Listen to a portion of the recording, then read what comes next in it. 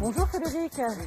Alors, il a fait beau ce week-end, les beaux jours vont encore revenir, hein, malgré ce que nous a prédit Anne-Sophie aujourd'hui. On va au jardin, c'est le moment de sortir au jardin, d'aller se balader. Non, peut-être pas aujourd'hui. Attention, ça n'est pas sans danger. Et non, c'est un bon moment qu'on passe avec son animal. C'est quand même un moment de détente pour son animal derrière. Mais il faut faire attention à certains incidents qui peuvent se placer dès qu'on va en extérieur. Alors Emmanuel, ça a fait réagir également. Ça fait réagir, oui, pour les risques de fugue notamment. Marco et Caroline disent identifier et stériliser vos chiens, vos chats. C'est plus pratique en cas de fugue notamment. C'est un des premiers risques, en fait. Tout à fait raison. Oui, la fugue, c'est certainement le premier risque auquel on est soumis dès qu'on va faire un petit moment dehors.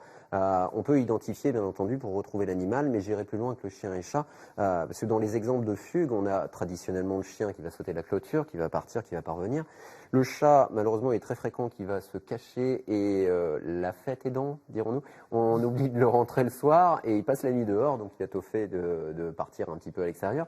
Identification pour ces animaux-là, mais également pour les autres animaux, parce que des fois, on sort son oiseau. Pour les gens qui ont un perroquet, on sort la cage. C'est plus compliqué. Et là, il y a beaucoup d'accidents de fugue, parce qu'on ouvre et on se dit tout va bien se passer, et l'animal a peur d'une voiture et tout ça, et s'envole. Il faut les identifier également, parce que si on les retrouve, on avait fait une chronique là-dessus, c'est ça qui nous permettra de retrouver le propriétaire.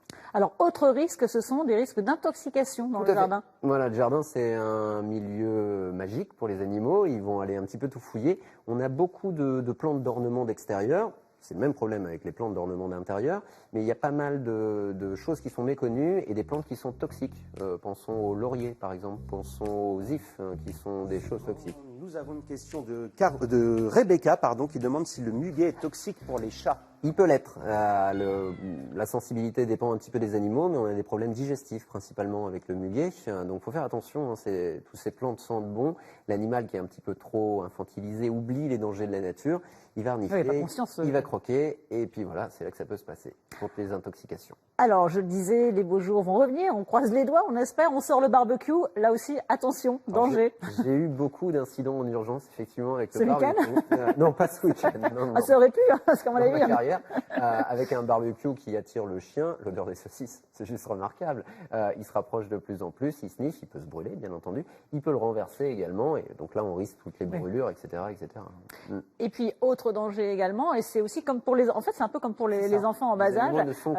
Si on installe une piscine dans son jardin ou un bassin aquatique... Ça, c'est un problème qu'on a surtout avec le chien, effectivement. On met une piscine. Alors, bon, s'il saute dans la piscine, c'est pas propre, mais c'est pas grave. Par contre, souvent, on met une bâche sur la piscine et le chien est persuadé que c'est un continu du sol. Il va courir, se lancer, ça peut être parce qu'on a lancé le ballon, etc.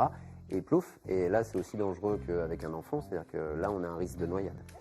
Et puis, dernier conseil que vous vouliez nous donner, c'est par rapport aux insectes. Là aussi, on peut se faire piquer quand on est un animal. Oui. Donc ça va être les animaux venimeux, finalement, que nous, on va trouver dans notre région, parce que des serpents venimeux, vous n'en aurez pas. Il ne faut pas trop avoir peur, c'est des non venimeux qu'on a.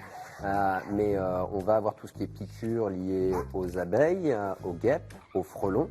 Le chien, encore une fois, est un spécialiste de croquer tout ce qui lui vole à ce niveau-là, et on a beaucoup de piqûres qui lancent une réaction inflammatoire grave, des œdèmes de quinque, des choses comme ça, qui nécessitent l'urgence chez le vétérinaire. Voilà, là, il ne faut pas hésiter à consulter tout de suite. Voilà. Et puis faire boire votre animal. Parce qu'avec pour les coups de chaleur. Oui, s'il fait trop chaud, ce n'est pas le cas actuellement. Mais ça a été le cas. Il y a une température de l'animal, surtout pour les petits animaux.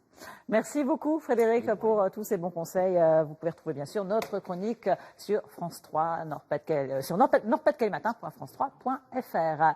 Tout de suite, on part. On va rester au jardin avec Virginie Demange et Jean-Marie Barfetti qui nous font découvrir ces